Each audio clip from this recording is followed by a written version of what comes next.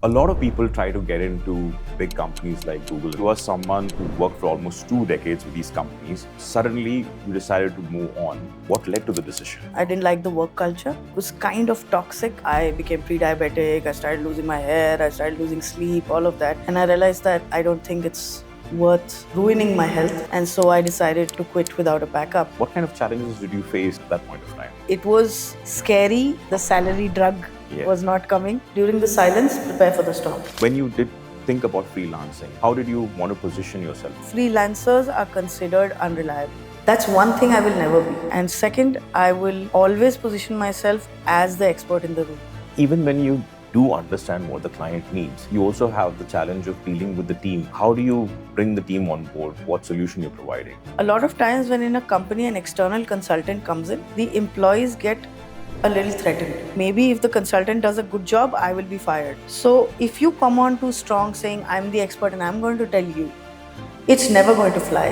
And they are going to make sure that you are unsuccessful. But you also do have experiences when clients really push back on the price that you've offered. How does one handle that? I define it with one thing. It's called boundaries with a smile. You can say, no, I don't think I cannot do this. You don't have to walk away. You can just set a boundary with a smile.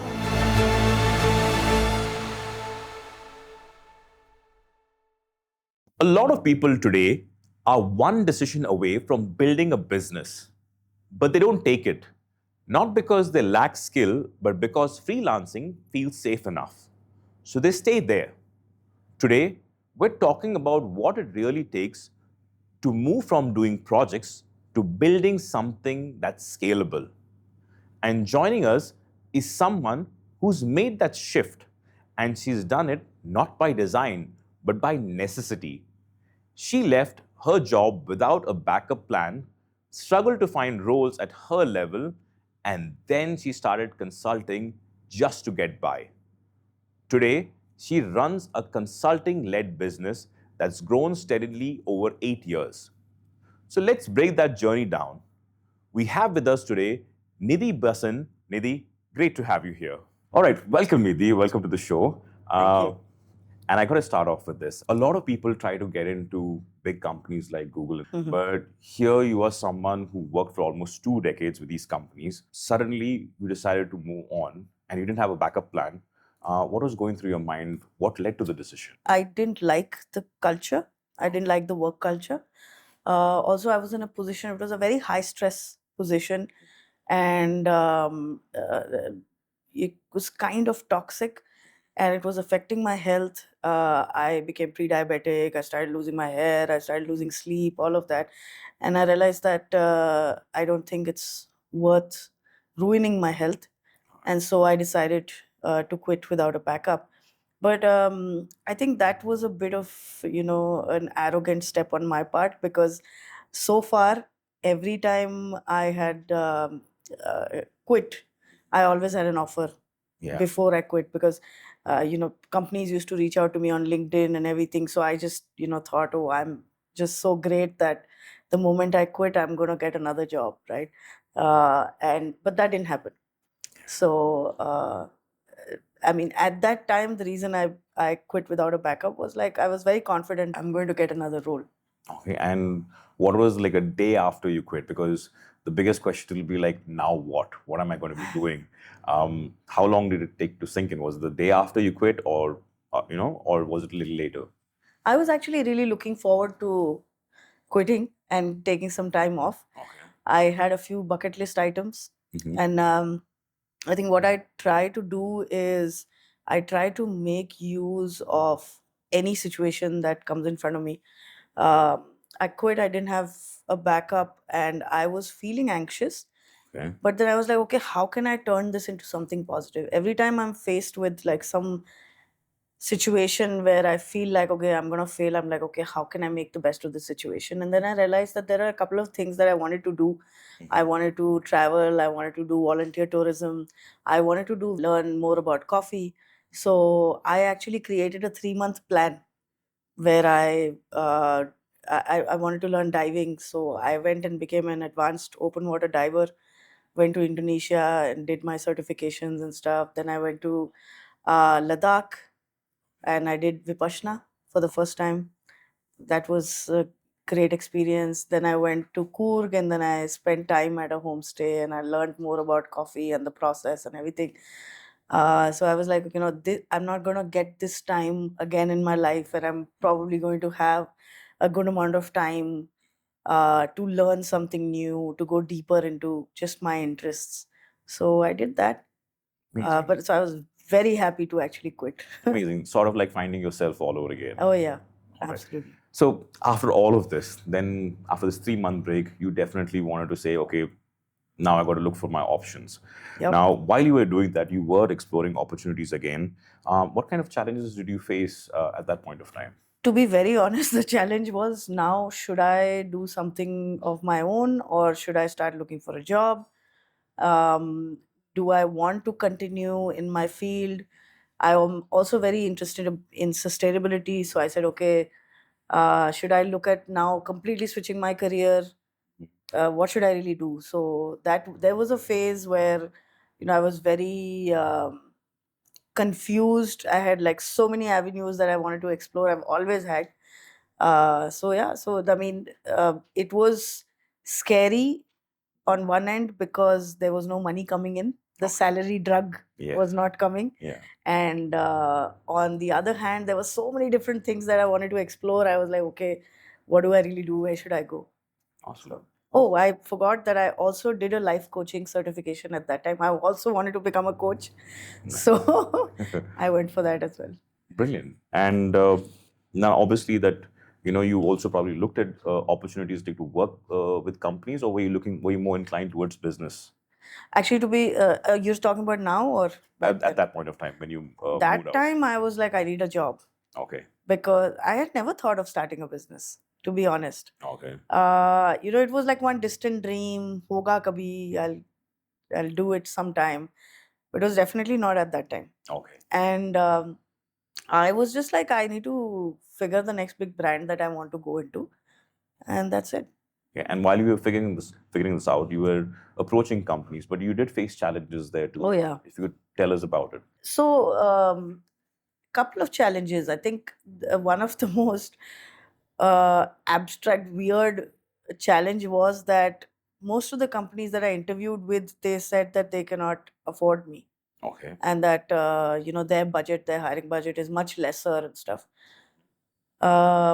It was weird because when you are growing in the career ladder, you aspire for higher and higher salary, but nobody tells you that when your salary gets higher and higher, so does the competition, and so does like your job options become very limited, because there are very few companies who can afford that salary.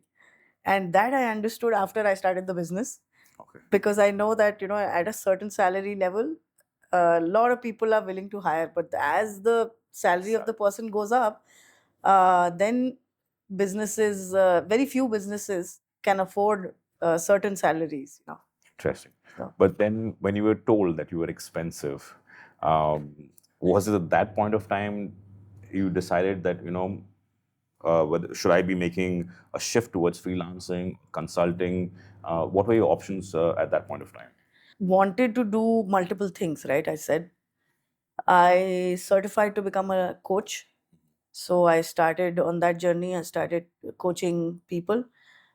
On one hand, I wanted to start an apparel business.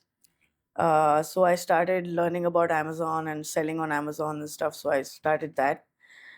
And the main gig which I thought was that I want to definitely have a job, have a steady job, so that the salary can keep coming in and I can also keep growing in my career.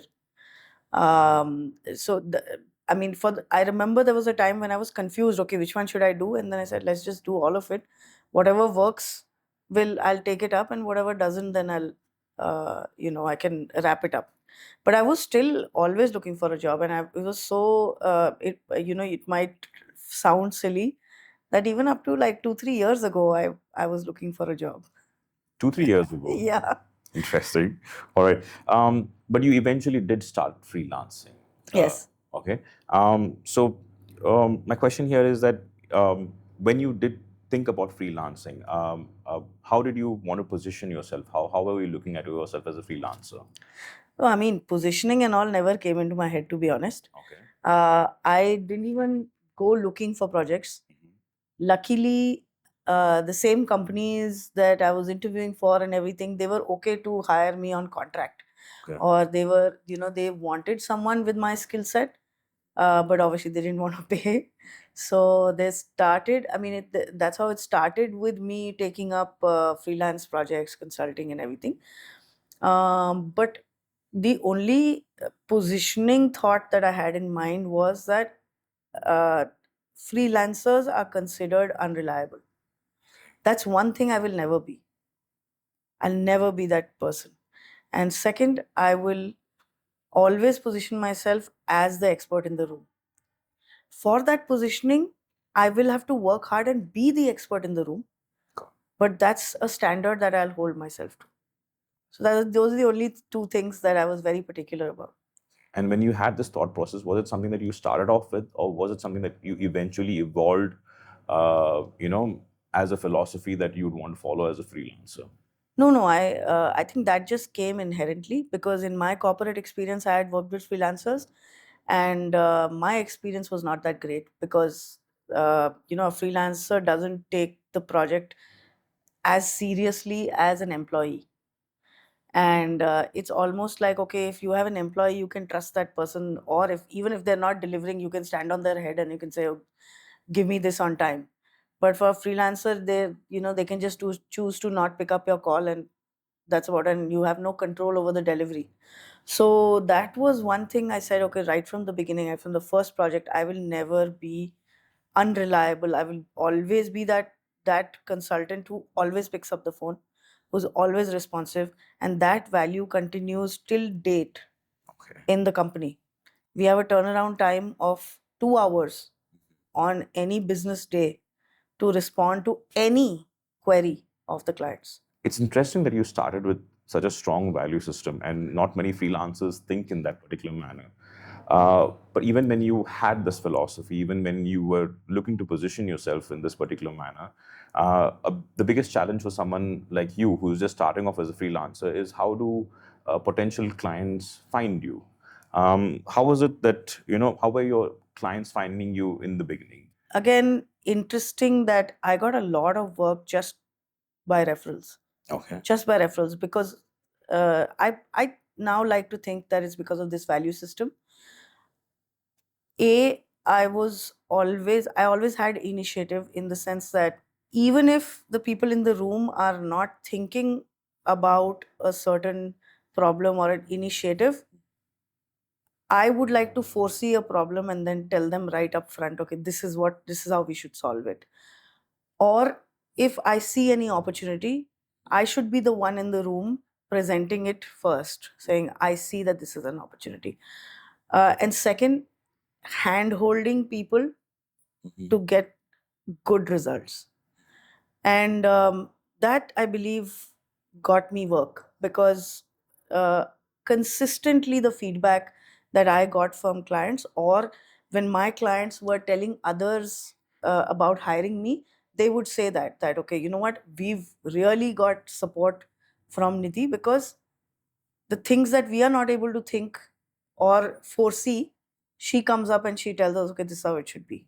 And that's the difference I feel between a freelancer and a consultant, because a freelancer would execute what you tell them. A consultant would say, I'm the expert, so I'm going to tell you what needs to be executed. And again, the same value continues in our company. And I tell my team that you are not an executor. You are an expert who's supposed to tell the client what needs to be done and what is best for the company. So that's something that I've always followed. Oh, interesting that you mentioned that. And there are I mean, as a city that we live in, you throw a stone, you probably are going to hit a couple of freelancers in every corner. Uh, but many freelancers don't think in this particular manner. What kind of challenges do you see that freelancers have if they're not able to have this kind of a philosophy, or they're not able to have a value system that they can work with? In my experience, I have also met a lot of great people, I should say that. But one thing that I consistently see is that freelancers consider a side gig Mhm. a side gig. Okay. It's not the main thing. And so they only give limited attention to the project. Yeah. And then, even before they can prove themselves, they put up these conditions that I will not come on calls, or I will only be available for this time, or I will only be available at that time, and etc. etc. My point is, first prove yourself. First, deliver good results, be responsive, deliver high quality, and then demand all these things. Only then, uh, companies, I mean, honestly, there is such dearth of this value system that even one or two people who are able to deliver this actually get a lot of work. They get flooded. There is enough and more work in the market. It's just that people need to know that you are their 2 a.m. friend, kind of a thing. You literally, it's like if something goes wrong, you will be there. They can give you a call and get that sorted. Most of the time, I would say 99% of the time, they will not do it. But they need to have that feeling that you are a reliable one, that anytime something goes wrong, you'll be there for them. It's interesting that you mentioned that there is a small set of these freelancers who have that kind of a work ethic, who start off thinking in that particular manner. Now I know for these individuals, it's not difficult for work to come by. They get projects, they get work that keeps coming regularly as such. Uh, but somewhere along, they tend to get stuck. Like they work as freelancers. What is that particular point where they need to shift from being a freelancer to probably thinking about having a business of their own? See, having a business is a choice. You can choose to be a freelancer all your life, and I think you'll make decent money. But if you want to switch to making it a business, you have to first think of what are the things that you do repeatedly and how you're going to delegate. I think there are two areas where freelancers get stuck. One is continuity of work, getting continuity of work. They think that they are not getting continuous work because there is no work in the market. But I think they are not getting continuous work because somewhere people don't see them as reliable or don't see them as fulfilling that role that they really need to fill. And second thing is that delegation is a huge problem for people. It was for me when I started as a manager, and I believe all new managers face that. We want to control the output, and so having somebody else do part of that work is very jittery for us.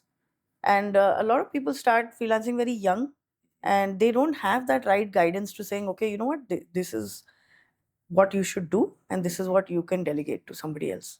As a freelancer starts getting work consistently, and they're able to develop this, uh, what are the signs that they need to be ready with, not just with project, but also thinking big? Because you mentioned continuity is important for them. Yeah. But if they have to start getting bigger projects, if they have to start taking on work that resonates, with their value system, how is it that they find such kind of work?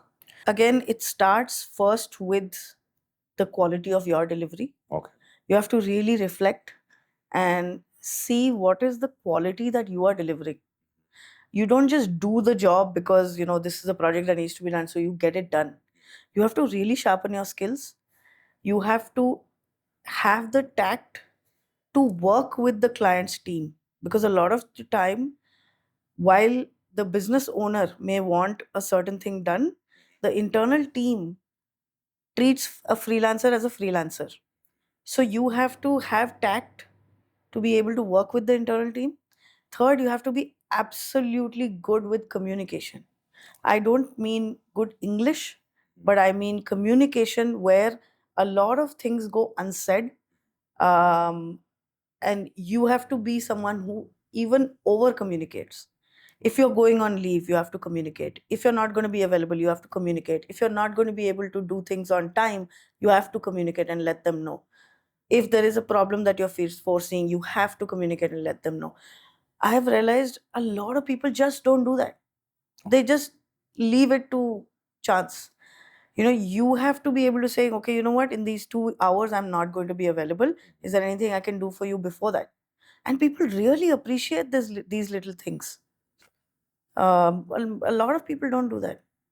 Chinta, how does a freelancer learn this? I mean, often what happens is that you see freelancers are people who've, left behind a corporate life or they're working for someone, and now that they're on their own. You can say that they can learn it by trial and error. You can learn it through experience. But where else can a freelancer actually look to learn to build a value system like this or build a thought process like this? I think you've given me a good idea. Maybe I should start a course on Maybe. freelancing. Maybe, because it's an important gap. I mean, it's interesting that you had that thought process. It's interesting that you had that value system and you were able to take it, and that's what got you work in the beginning. But you often see freelancers often struggling in that particular area, and they start asking this question: Where do I find? How do I build this? Because I think the bigger problem for a lot of freelancers eventually is when they do not get enough amount of work, they tend to get a little desperate, and then they take on projects that come their way that probably do not have clear deliverables. They end up taking such kind of projects, and it doesn't help them with their own growth. Have you seen that as a part of your own experience? Yeah. I'd say there will be desperate times. To be honest, I'm not promising that it is so rosy and very easy. I've had those times that I've not had work, but I keep one thing in mind. Um, during during the silence, prepare for the storm. Okay. During the silence, prepare for the storm. So there will be times where you won't have work, where you won't have anything to do. Instead of sitting and worrying, prepare yourself, upskill yourself, create your systems, create collateral that you can show to the client. Learn, learn, practice. Because this, I think I came to learn that this is a golden period, actually, when there is no one breathing down your throat to deliver something. So you can really sit and saying, okay, how do I want to be positioned? What is that quality that I want to deliver? How do I want to be seen as in the market? What should be my price point? How should I send my proposal? A simple thing, I'll tell you, used to take so much time for me, just creating the proposal. Okay. Because I would want to make it more presentable. I would want to have professional words. I would have to want to have pricing, packages done right, everything. It would take me so long. And then I had one of these periods where I didn't have anything to do. I said, okay, you know what? I'm just going to sit and create my service packages in a way that when I send it to someone, they know that I'm a professional. So one of my mentors used to say, during the silence, prepare for the storm. So that's a nice one to think about. But while you do prepare for the storm, also, and you're in that mode of silence. For some, it could be silence of not having work right now. For some, it could be the silence of being in their comfort zone, doing maybe the same kind of work or the same kind of projects, or just depending on referrals for that matter. How does a freelancer actually challenge himself or herself and look to get out of the comfort zone? See, I think it all boils down to the hunger that you have internally. In this age of content shock, if I can call it, there's content everywhere. Ignorance is your fault. So, I mean, if you say, I don't know something and I don't know where to look, it's your fault. Because literally, if you just open your phone and do a Google search, you will get enough and more resources for you to figure out how to scale, how to challenge. But the hunger has to come. The hunger is the internal drive is the only thing no one can manufacture. No one. And I do feel that you can have that in two ways. Either you've been traumatized in some way that you want to prove yourself so bad that that fuels your hunger, or you have certain like a very clear defined purpose that what I want to do this, and that's what drives you. But that drive no one can give you. So you had that hunger, you had that drive, and your freelancing work grew. At what point of time did you start saying that, hey, you know what? I need to move on from being a solo freelancer to actually building a team? I actually always wanted to do that. When I started getting consistency of work, and I got to a point where I got it, accepted that, okay, fine, I'm okay if I don't get a job. I have enough projects that I can sustain on it for a while. And luckily, I started getting so many projects that I just couldn't handle my bandwidth. Oh. And I've also seen, I meet people who say, oh, I had a lot of projects, so I had to say no to some. I never say no to work. So I'm like, if I have more work, I'll have more people servicing it, no problem. True. So never said no. Even now, when we get clients, we try to see where we can fit them. But we shouldn't have to say no unless it's some really problematic client, or it's not possible, whatever. Just don't say no. Let's see how we can work this out. And so every time I got more work, more I thought, okay, how can I studied consulting models, business models, like how do consulting companies work. They have consultants who then service clients and stuff like that. So I was very clear that if I'm going to get more work, I'm going to have people to service that work. It wasn't easy. Okay. But yeah, I never wanted to say no to anything. Okay. It's actually refreshing to hear that, because a lot of times, when a freelancer wants to move to building a business or becoming a business owner and start um, hiring or building a team sometimes gets a bad name, saying it's difficult as such. What was going through your mind when you first hired? Like, how did you process that thought? How did you plan that out? Um, Actually, to be very honest, there was no science behind it at that time or logic in my mind. It was just that I had projects where I could clearly see that there was some bit of research, analysis, number crunching, reporting, etc., that was required. And then there was clear delivery of my expertise that was required. So I divided that work and I said, okay, I'm going to have people who are going to be doing the research and the reporting and everything. And that's how consulting firms also work in that structure.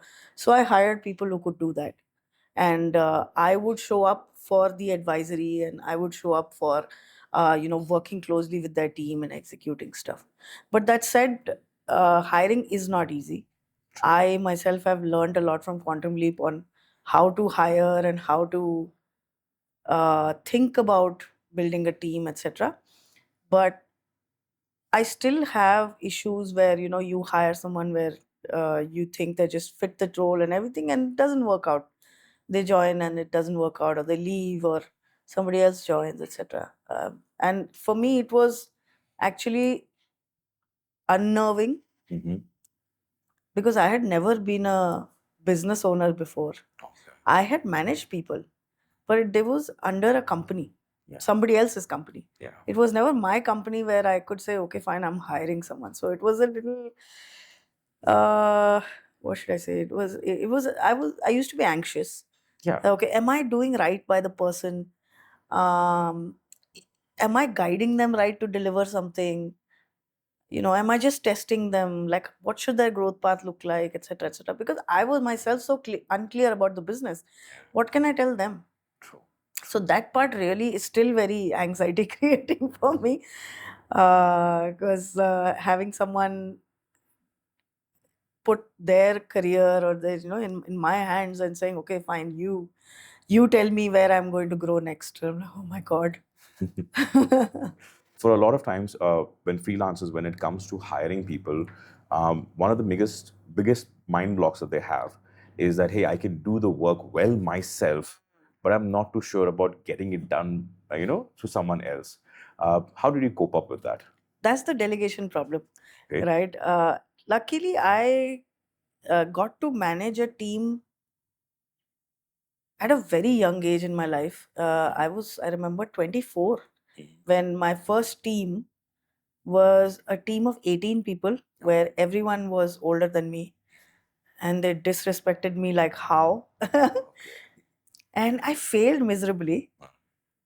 But I learned from there, and I also realized that my hunger to grow was much more than my need to control. Um, but yes, for the first few years of my business, I heard this as feedback from the team that, oh, you know what, let us do things. Don't get, you know, you don't get to do like things. You just you let us know and we'll do it. And that's when I realized I really need to let go and get them to do. See, of course, their output is probably not going to be satisfactory to the business owner, because especially in my case, when I was the practitioner, I'm a marketer, so I know how to market well, and so I would want to control the output and everything. um, but if you, again, this is something I've learned from Quantum Leap, that if you build systems, if you build enough measurables to measure the quality, then delegation becomes easy actually.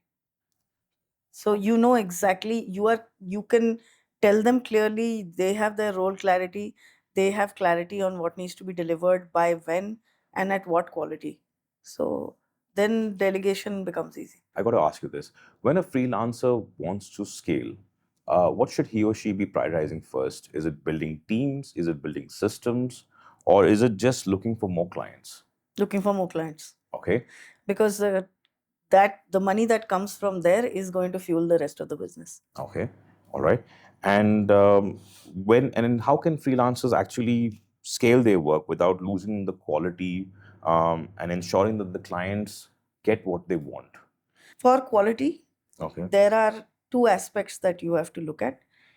One is understanding the exact requirement of the client and matching it. Second, you have to build systems, even if you're a two people team. Now I realize that you have to build systems that will take care of the quality of your work. People don't take care of the quality of the work, the system should take care of the quality of the work. Now I understand that, thanks to Quantum Leap. But um, the one aspect that I've realized, the first one is where the client wants a certain unsaid Hmm. deliverable, which is that I want that this person should guide my team the right way. But they'll not say that. They'll say, oh no, I want this result from my team. But what they really want is someone to fill that spot where the team can upskill. So you have to really understand what is it that the business owner wants and deliver that. And second, you have to build a system which makes sure that you deliver a certain quality no matter how many people are there.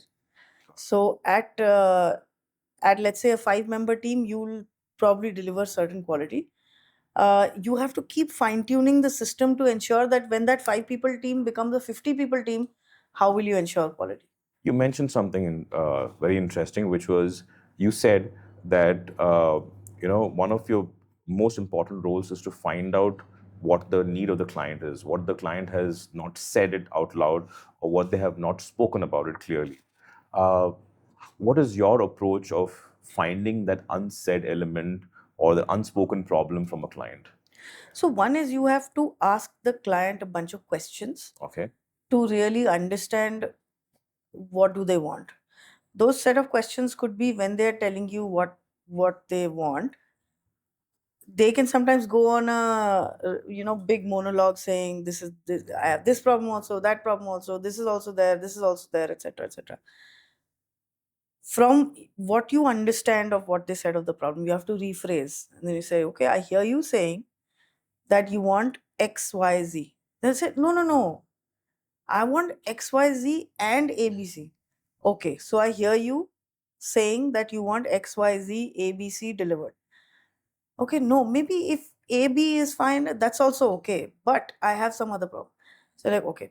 So then, as you do this questioning with the client, somewhere you get to the point where you understand where the person's coming from, what they expect, and what they're saying actually, and decide, okay, so this is what the client really wants.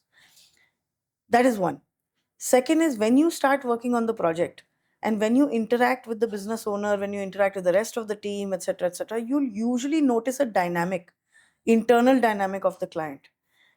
And somewhere, as you observe very closely, you have to be very observant. When you observe closely, you will understand what's really happening in the team, because of which that need has developed.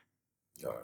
So once you do that, then you're able to play very well into the team. A lot of freelancers want to stay out of this. They don't want to, they say, you just tell me what's to be done and I'll do it. Most of the time, that doesn't work, because we are all people at the end of the day. When we're saying we want something, there's often three layers to it of what I really need and what I'm saying I want. But that's a big part of the equation that most people miss. And even when you do understand what the client needs, you also have the challenge of dealing with the team. How do you bring the team on board? For Yeah. what for what solution you're providing? So as a consultant, I realized that I was making a mistake. I was coming in as a consultant thinking that I'm the expert, I'm going to tell you what to do. A lot of times, when in a company an external consultant comes in, the employees get a little threatened. If I'm a part of the marketing team and my boss has got a marketing consultant, that means I'm not doing something right. That means I'm missing something out. Or maybe if the consultant does a good job, I will be fired, right?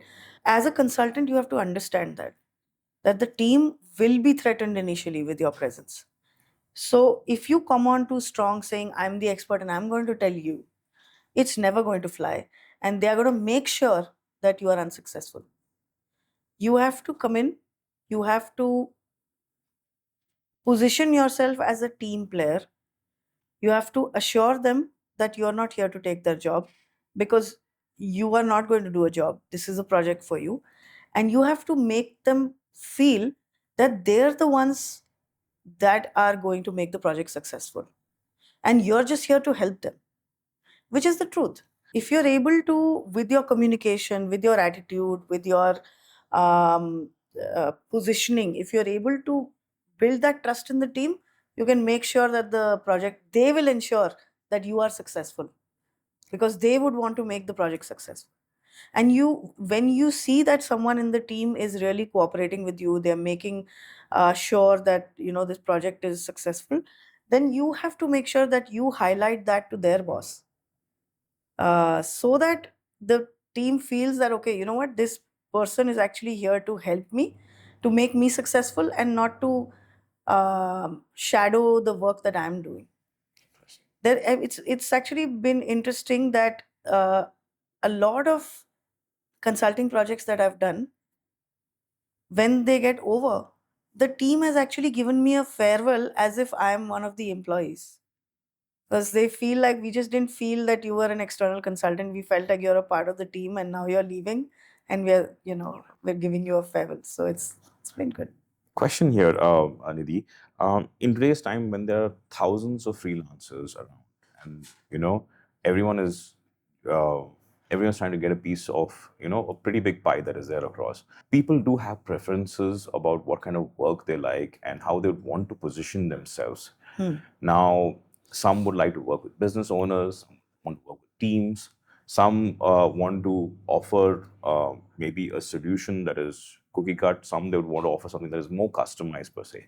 Um, how would you recommend a freelancer identify his or her niche and position themselves? I think niche selection, it depends on what skill that they are good at. And so if you are a designer, then, and you think that you can, um, you really have good knowledge and skills around a certain area in design, then you should choose your strong area as the niche that you want to freelance in. And I think positioning, again, I do believe that positioning comes from internal values. Again, you can position yourself as someone you don't align with internally, it'll always come out as a fake. So somewhere positioning has to be in alignment with your internal values. If you think you want to be the expert, or you are the expert, you are good at this, only then you can position yourself as the expert. If you internally think, oh my god, no, I'm not good enough, I'm not great at this and all that, you can never position yourself as saying I'm the expert. You'll always, people will look through it. And so first, I think you have to really identify what your values are. It may not be a conscious process, but just something that are important to you, just write them down, and then see how you want to project those values in a way that people perceive them as that, right? Positioning is how you want people to perceive you. And so you have to really do some work on saying, how do I want people to perceive me, and how does that align with who I am? Pricing often is a very sensitive thing for Hmm. a lot of freelancers. In your own journey as a freelancer, how did you figure out pricing for yourself? Initially, I just eyeballed it. I just put whatever. Um, and pricing is also a lot dictated by what clients have budgeted for. Hmm. So my process is that, at least now my process is that, we've figured a certain price point that we want to operate at basis our unit economics and everything. And then when we do the negotiation and we figure that the client has a certain budget, we don't say no. We say, okay, within that budget, let us see what we can do. So, in terms of price point, I think somewhere it is again a positioning exercise, especially in marketing and services, where now I understand, again, thanks to Quantum Leap, that pricing is a math to be done. But at least in the beginning, it was like, okay, you know what? I know that for this quality, I want to at least charge this amount. And then it is a discussion with clients. So if you see a pattern where, let's say, if you're charging a lakh for a service, and most of the clients that you're talking to are coming back and saying, no, let's say we'll only give you 75 for this, that seems fair, then you can kind of see that, okay, you know what, the market is kind of defining your price point. However, I don't suggest that you should stick to that price point. Again, there is a math to it. Do the math and then kind of figure what is the pricing that you want to charge. Today I see a lot of people very inspired by YouTube videos that tell you, oh, you can start an agency in 48 hours, and you can get so many clients and everything. And they are and when they come out in the market and they offer their services and everything, sometimes they have such high hopes that they kind of cost, like the costs are sky high and everything. And I'm like, do you have you really thought about what you're going to deliver for this cost and everything? So I think somewhere there has to be a conscious exercise done to saying, okay, these are the 10 things I'm going to deliver, and what am I comfortable charging for these things. Another very good exercise that somebody taught me was that when you actually, Blair's in one of the trainings, he said you should be able to look at yourself in the mirror and saying, I charge this much, and see what's happening with you. Are you feeling queasy? Are you like feeling scared? Are you sweating quoting that amount? So first see what is that comfort that you have, and slowly work upon it, and then get into the practice of quoting the price that you want to quote in the future. So a lot of times I've seen that once people quote the price, you can see on their face that they are sweating. They're really nervous about the fact that they know the price is very high. Again, I feel like it's an internal exercise that you really have to be comfortable quoting a certain price, and then of course match it with what the market is open for. Interesting. You mentioned an interesting point also, and if you think about it, even a lot of freelancers, and even maybe in the days that when you did start across, uh, the tug of war often is between, am I, you know, undercharging and over delivering? How did you manage that tug of war? So initially, I just picked up clients on their budget Okay. because I wanted work, because of wanted brands. I even went to brands and I was very honest with them, saying, look, I need your logo in my portfolio. So to make that happen, tell me what is the price that you want. Of course, 100% of the time I wasn't really closing the deals on their price point, but I was saying, okay, fine, I know what I charge, and if your price point is this, I'm going to make it happen. I'm going to provide you sufficient amount of value Hmm. in that. So, of course, initially when I took projects, I felt that we are over delivering and undercharging. What I realized was that once you create your rate card according to the industry, according to what your competition is charging, etc., etc. Once you define your price, then define what you're going to over deliver. Because whether it is an actual deliverable or whether it is perceived value that you're over delivering, I've learned this from Rajiv. You always over deliver, always. So you're more happy over You delivering. should always over deliver. In fact, the client should walk away with the feeling that I paid less and I got way more value. I feel that if you want to retain clients, if you want them to be happy, if you want them to come back after a few years, which we are now getting, you have to always over deliver. Interesting. But you also do have experiences when clients really push back on the price, that you've offered. Um, how does one handle that? And how does a freelancer, manage that pushback? Again, there are a lot of sales scripts and responses uh, that are again there out on Instagram and YouTube, and people can tell you what to answer. But I define it with one thing. It's called boundaries with a smile. Learn to set your boundaries, but with a smile. You can say, no, I don't think I cannot do this. No, I can't do this. You don't have to walk away. You can just set a boundary with a smile. Because that requires a different kind of mindset. Any tips or suggestions on how one builds that?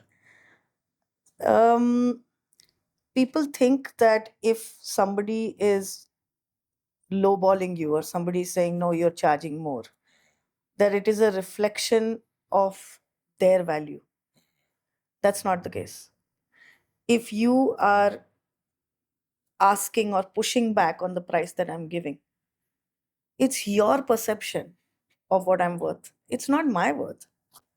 So that's the difference. When people push back on the price as a freelancer, I should not think that, oh, this is so frustrating. Oh, why does he think I'm like so? I'm not so cheap. Okay, it's They not take it like that. personally. They take it personally. No, it's the client's perception. It has nothing to do with what your value is. So always detach yourself from what the client is saying and set boundaries with a smile, saying, no, the value that I provide is worth this much. No, I will not do it. Be proud of it. Yes. All right. So I got to ask you this, Nidhi. Your business is, I mean, as a freelancer, you're getting your orders, your business is growing. Uh, you have, or some see themselves as saying that, hey, you know what, I want to continue as a freelancer. Uh, but for the others, they want to consider becoming a business owner, but they're not too sure as to how they should make that transition. But before they make that transition, something has to shift in their mindset, Mindset. in Yeah. the way they see themselves. What would you recommend as something essential that should be a shift that someone needs to move from a freelancer to being a business owner? First of all, I would say get a coach Okay. to get that transition. A lot of times we think that we can do all this work by ourselves, but you realize that when you take external help, Mhm. someone, an expert who can work with you to change your mindset, you, I can't uh, tell you how big a change that can bring into your life trajectory, right? So that mindset shift, first of all, has to come from the acceptance I don't know something. All learning starts with knowing that I don't know. So, first, that acceptance. The moment they say the teacher appears when the student is ready. So, the student is only ready when the student realizes that I don't know this and I accepts it. Once you accept, There are enough and more coaches, there are enough and more resources and people there to help you to change your mindset. And only then you are ready to say, okay, I'm going to change my mindset and saying, okay, I'm going to be a business owner. It's not easy. It's very unnerving, especially for me when I was an employee for so long. Becoming a business owner was, I mean, it was very scary. And that's when, Arun helped me. But yeah, I feel that either you have that in yourself that, okay, you know what, enough is enough, now I want to start something. But if you're not able to change that mindset, I definitely feel that you have to work with a coach. Do you ever feel like going back to a job? Like I told you, even 3 years ago, I would still get excited if I would get a job opportunity in my inbox.